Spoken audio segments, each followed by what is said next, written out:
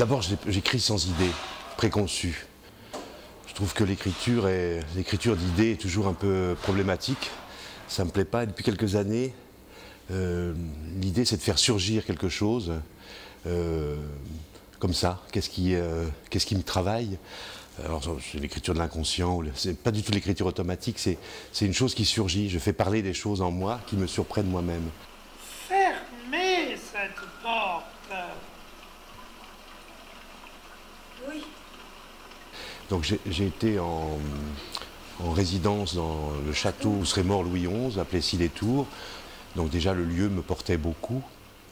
Et puis j'avais eu une image comme ça, très vague, très bizarre. C'est d'un vieux monsieur entouré de livres et d'une jeune fille qui sort de l'eau. Ça c'était la chose de départ. Et puis de 7h du matin à minuit, je me suis laissé écrire, je me suis surpris à laisser parler en moi des personnages ou des mots ou des sensations. Et au bout de 6 jours, j'avais une pièce qui s'appelait La jeune fille de Cranach, mais sans idée préalable. N'est-ce pas troublant? Il y a une vague ressemblance. La robe, elle est tout à fait identique.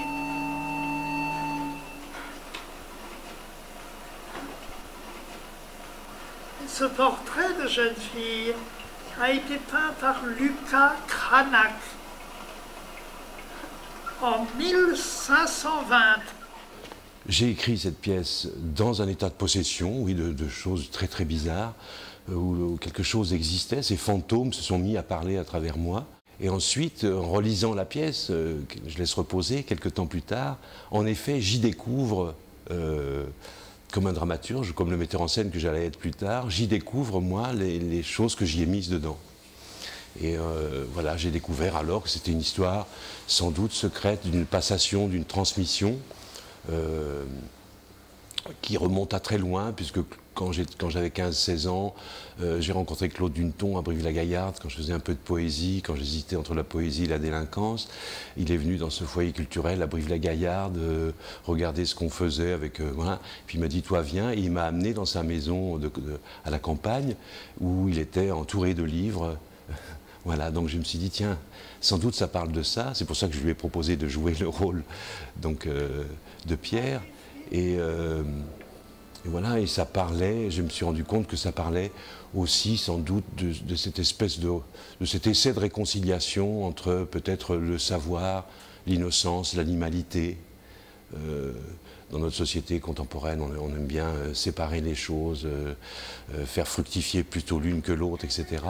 Et moi, je pense qu'on est fait des trois choses et qu'il faut les laisser travailler en soi pour exister le mieux possible. Je me sens bien dans cette robe. Elle vous va bien. Et elle me donne envie de danser.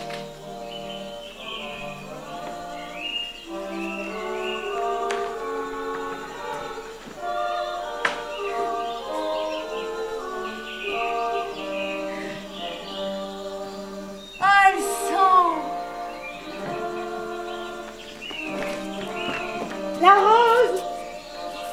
Je sentais les roses quand j'étais petite.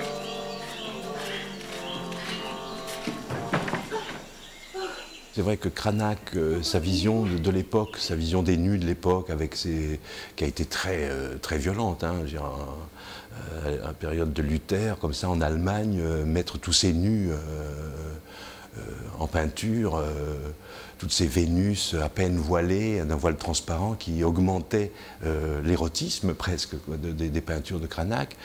Voilà, ça a été...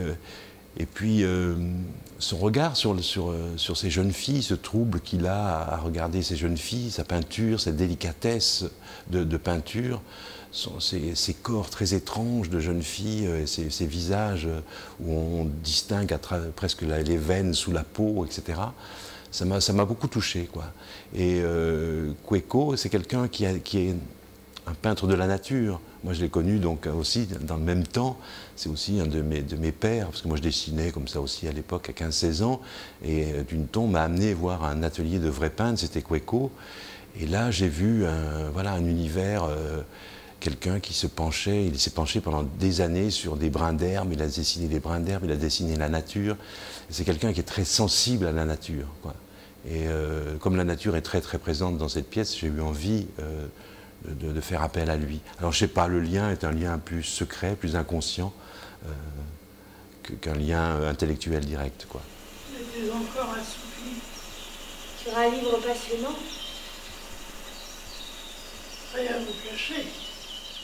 C'est un lien secret parce que c'est pas une pièce réaliste, c'est pas une pièce qui a envie de dénoncer quelque chose, c'est pas une pièce qui, encore une fois, qui n'est pas une dramaturgie sociale où il n'y a pas de sociologie, il n'y a pas réellement du politique, il n'y a pas réellement, mais il y a quelque chose de très ténu de l'être humain qu'on oublie petit à petit, je trouve.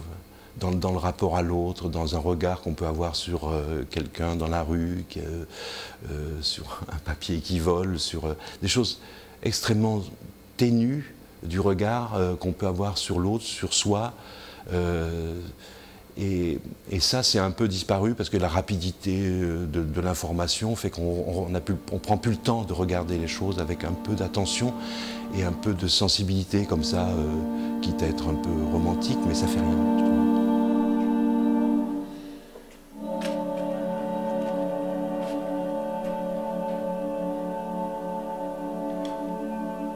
Je me suis rendu compte après coup, du coup, peut-être que, y compris l'amour ou la notion de l'amour, ça peut être des choses qui se transmettent également.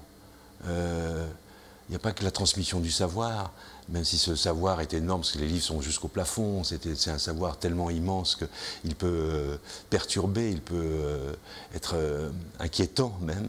Et l'amour, c'est aussi peut-être une notion qui peut se transmettre.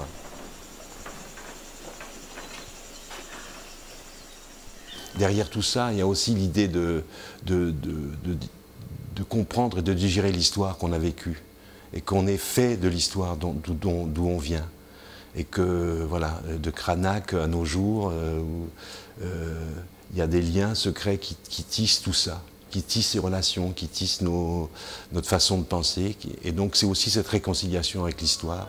Et c'est vrai que le vieux porte, puisqu'on peut penser que c'est peut-être un fantôme il y a 300 ou 400 ans, et qu'il apporte ça, cette réconciliation avec le temps présent.